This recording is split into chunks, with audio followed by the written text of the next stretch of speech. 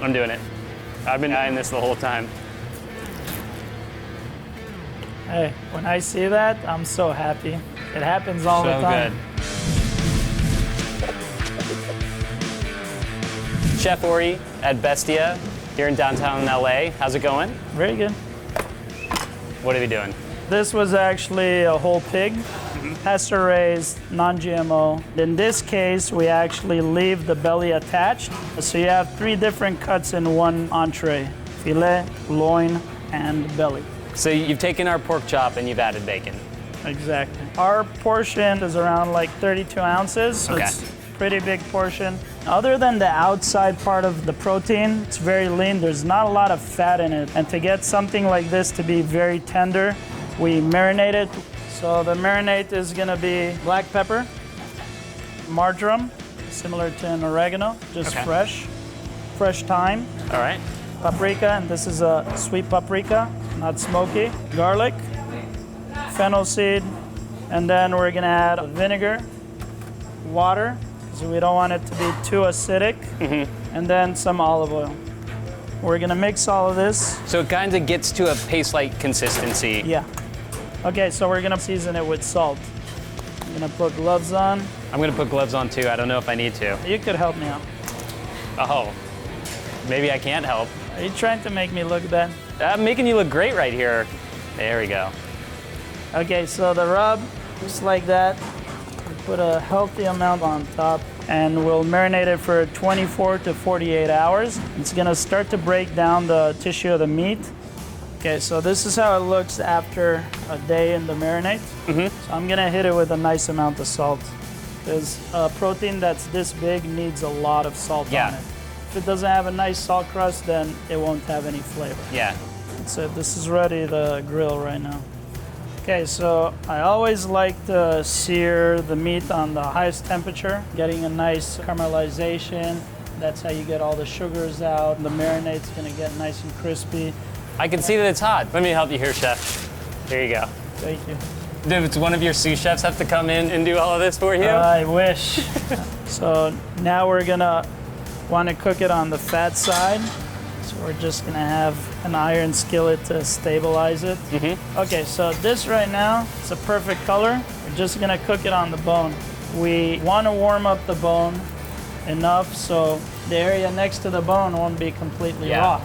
So you get a nice sear on the bone, and we're gonna move it to lower temp area on the grill and continue cooking it on the bone. So this is gonna hang out for about how long? We're gonna cook it for 20, then we're gonna temp it. So we're gonna try to reach 120 Fahrenheit in the thickest part of this protein. So you're 112, so we have like 3-4 more minutes, and then we're gonna reach that temperature that we're looking for.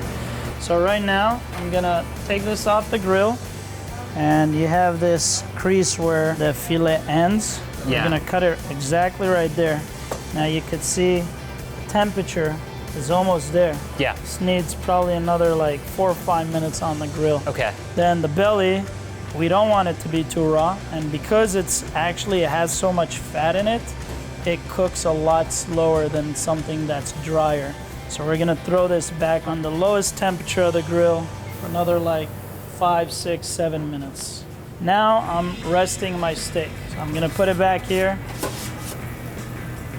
So the resting time that we had, that was 5 minutes, the temperature rise by 5 Fahrenheit, and this is around what we're looking for. So now we're just gonna flash the steak and get it nice and hot and slice. So right now, this is gonna be ready. I'm gonna take it off the heat. Okay, so you have this T-bone right here. Okay. You could hear that. Yeah. So you wanna cut right next to it. Just glide it away from the bone. See that temperature, how perfect that is? Yeah. Same thing goes for that. You could throw the bone back on the grill, put some sear on this meat as well. I don't normally do that at the restaurant, but I'm doing that for you. Because I want to eat like a junkyard dog. Exactly. Okay, so we're gonna slice against the grain. You want each slice to have a nice amount of fat, because the fat is flavor. Nice. And this doesn't mean undercooked. This means cooked to perfection. Yeah. See how it's nice and pink in Perfectly the center? cooked evenly throughout. Exactly. Okay, so we're gonna put a little bit of Maldon salt on top. and we're gonna finish it with a really high quality olive oil. These are apples that we cure in sugar. Okay. And then we want to add some acidity to the dish, so we have mustard greens and then lemon vinaigrette with a little bit of chili flake and salt. We do like to make the food look good, but we'll use our hands so it looks good in a dirty way. No tweezers. No tweezers. It just doesn't work for this food. Yeah. So now we're gonna eat this the way we eat things in the kitchen. All right. You this is choose mine. whatever you want. We were talking about before, it's like apples, pork are just like the perfect combo. Just the sweetness with that richness of the fatty part of the pork is just awesome. Yeah, I think the spices with the apple just like work so well together and work off of really balancing the dish so it's not just one note. Yeah. So you have a lot of different flavors going on, but they're not flavors that overshine the product, Yeah, the main product. There's like an acid that you get from the vinaigrette that's in the greens. So it's really, really well balanced. And that's what you're trying to aim for anytime you're making a dish like this. Always, always. Well, now I gotta try the different bars. Okay, so this one's gonna be the belly. That looks awesome. The fat is insane. That's my favorite part. I feel like a little bit people are wanting to go back to stuff like this. They I just think want so. really hearty, awesome food. This is how I eat at home, so I want people to eat the same food. This is perfect. Look at this, how it's soufflé. It's like a soccer ball. It's actually cooked by its own juice and not by the oil. This is perfection. This is absolute perfection. Are we ready to plate? Yeah, let's go ahead and plate that one. The traditional side dishes for the schnitzel